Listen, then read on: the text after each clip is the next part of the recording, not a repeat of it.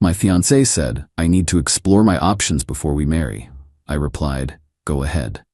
Then I explored my option to cancel everything. She was shocked when the venue called about the cancellation. I, 32 male, am writing this from my couch, which until last week was our couch. It feels bigger now. Or maybe I just feel smaller. It's a weird, hollowed-out feeling, but it's also quiet, calm, even. It's the quiet of a switch being flipped. 3 weeks ago, I was the happiest man alive. My fiancée, Stephanie, 29, and I had just put the deposit down on a gorgeous, rustic barn venue for our wedding next fall. We'd been together for 5 years, lived together for 2. This was it. The final sprint. Then came last Tuesday. I came home from work with takeout from her favorite Thai place. She was picking out a salad in the kitchen, not really looking at me. Hey, you okay? I asked. Not feeling the pad, see you? She pushed her salad away and sighed, a deep, theatrical sound that I now realize was a rehearsal. Jason, we need to talk. My stomach did a little flip. The 4 horsemen of the relationship apocalypse. Okay, I said, sitting down. What's up? This whole wedding thing, it's a lot. It's so final, she said, staring at her perfectly manicured nails. And I've been thinking. I love you, but am I just comfortable? I only have one life to live, you know? I feel like I need to explore my options before we get married. I just stared at her. Explore. Her. Options. Like she was browsed for a new car. The words hung in the air, stinking up the room. The smell of betrayal, I guess, is a mix of wilted lettuce and broken promises. There was a hurt there, a sharp, sudden jab under my ribs. But something else rose faster, a strange, cold clarity. I didn't yell. I didn't cry. I didn't ask who the options were, though a handsome, vapid personal trainer from her gym named Jeffrey immediately came to mind. I just nodded slowly. Okay, Stephanie, I said, my voice even. I hear you. You should absolutely explore your options. Go ahead. She looked surprised, maybe even a little disappointed by my lack of drama. Really? You're okay with that?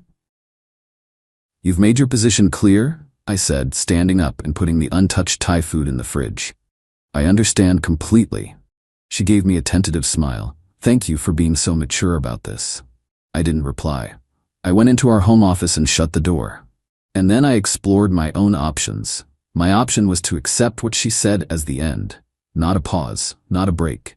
The end. She wanted to explore? Fine. The foundation of our life together was now void. My thought process was simple. A person who is committed to a life with me doesn't need to explore options. Therefore, we are no longer committed. Therefore, all plans and financial agreements based on that commitment are now null. It took about an hour. The wedding venue, the crown jewel. We'd put down a $10,000 non-refundable deposit. I had put it down from my savings account. I pulled up the contract. It was in my name, paid from my card. I called the events manager. Hi Laura, it's Jason. Calling about our wedding. Yes, it's a shame. We're going to have to cancel. I told her I understood the deposit was lost.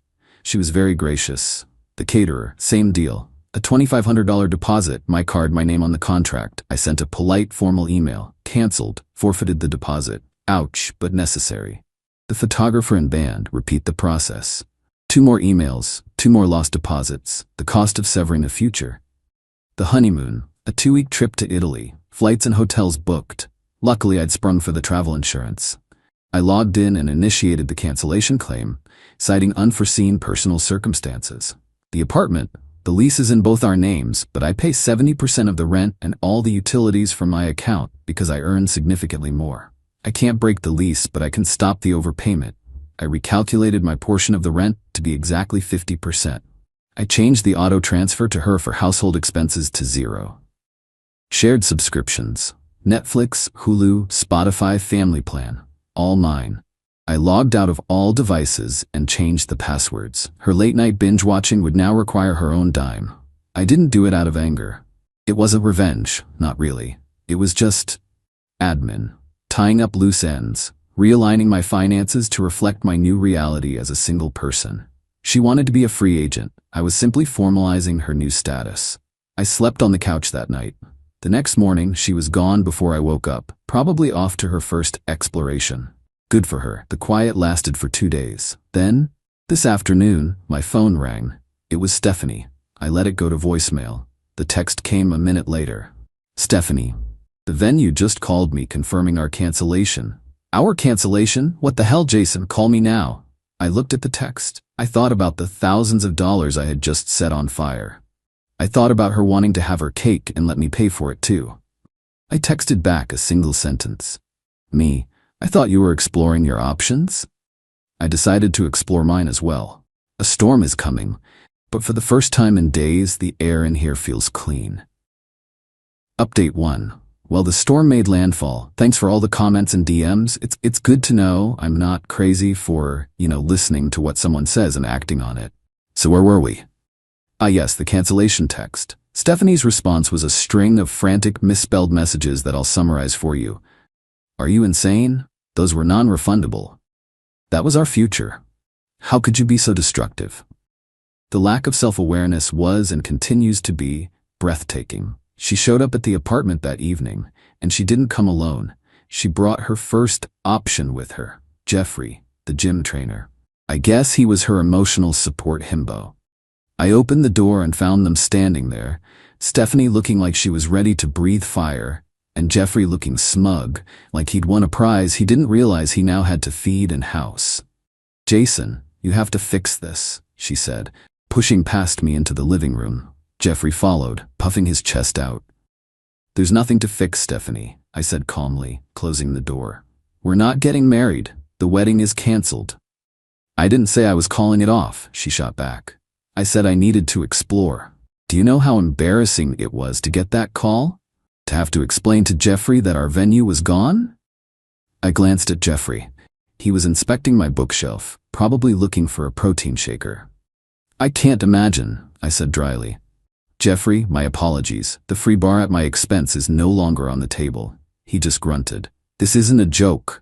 Stephanie's voice was getting shrill. That was a $10,000 deposit. My parents helped with that. This was news to me.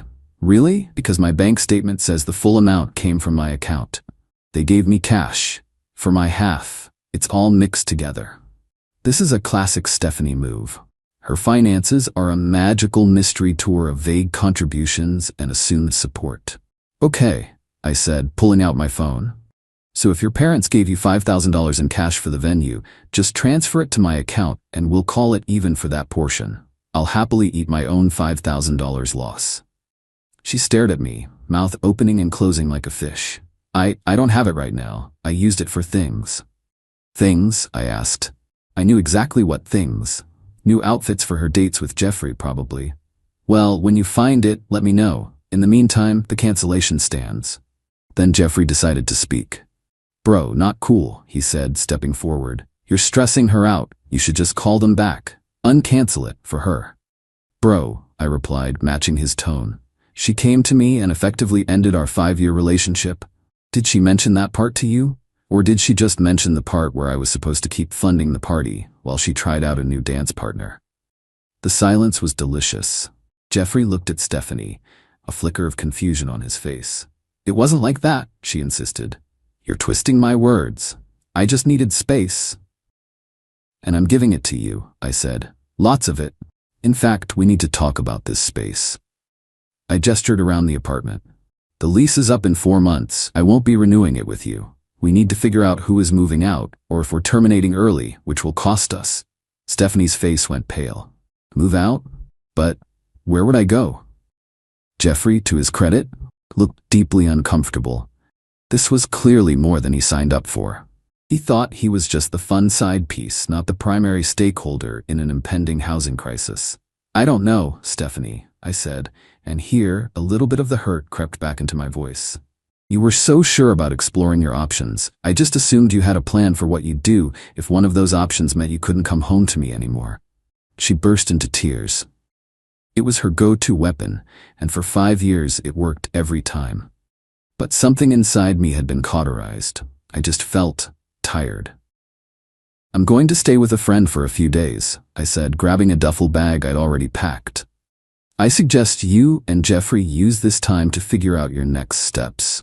I've already spoken to the landlord about the process for one of us to vacate the lease. I'll forward you the email. I walked out, leaving them standing in the middle of a life I had paid for, a life she had just torched. As I closed the door, I heard her wail. He canceled the Spotify account. How am I supposed to live like this? Somehow, I think she'll manage. Update 2. It appears the figure it out phase is not going well for Team Stephanie Jeffrey. The past couple of weeks have been a masterclass in manipulative tactics and escalating entitlement. It's almost impressive. First, the parental units were deployed. Her mom, Sharon, called me. She started sweet. "Jason, honey, I think there's been a terrible misunderstanding. Stephanie is just overwhelmed. She says foolish things when she's stressed." "Sharon, she was very clear," I said, sticking to the script. She needed to explore her options. I respected that choice. "But you didn't have to cancel everything. Her father and I are so disappointed. We gave her money for that wedding." "I'd be happy to see the bank transfer for that, Sharon," I replied politely, because all the deposits came from my accounts. "If you can show proof of contribution, I'll have my lawyer draft an agreement to reimburse you for that specific amount once the apartment situation is settled." The word lawyer was like a splash of cold water. "Oh, well, I'm sure we don't need to get lawyers involved. Can't you just be a gentleman about this?" Her tone had turned icy. Being a gentleman, in this case, means respecting her stated desire to end our engagement. "I'm sorry, but my decision is final." I hung up. Next came the social offensive. A few of our mutual friends started hitting me up. "Hey man, Stephanie's telling everyone you just dumped her and canceled the wedding out of the blue. Said you had a total meltdown." This is where my methodical nature paid off. I hadn't just canceled things, I had saved the conversation. Meet a friends. "Hey guys, I know you're hearing some wild stuff. All I can say is this whole thing started when she told me she needed to explore her options before marrying me. Pic attached. I just took her at her word. Hope you can understand." I sent them the screenshot of my final text exchange with Stephanie. The one where she asked what the hell I was doing? And I replied that I was exploring my options too. Radio silence from most of them. My real friends, like my buddy Edward, just replied with a string of laughing emojis and a dinner on me tonight. The herd was thinning itself. But the main event was the apartment. After a week of me staying with Edward, I came back to get more of my stuff. And I found something interesting. A credit card bill on the kitchen counter. It was a card under my name, for which she was an authorized user. I had completely forgotten about it in my initial sweep, my mistake. I picked it up. The charges were illuminating. A series of nice dinners for two at fancy restaurants, a weekend hotel stay in a nearby quaint little town, all dated before her little "I need to explore" speech. So this wasn't an exploration. It was a full-blown expedition that had been underway for a while, funded by me. For the first time since this all started, I felt a hot surge of genuine anger. The calm broke. It wasn't about the money. It was the absolute profound disrespect, the sheer audacity. I took a deep breath, methodical, strategic.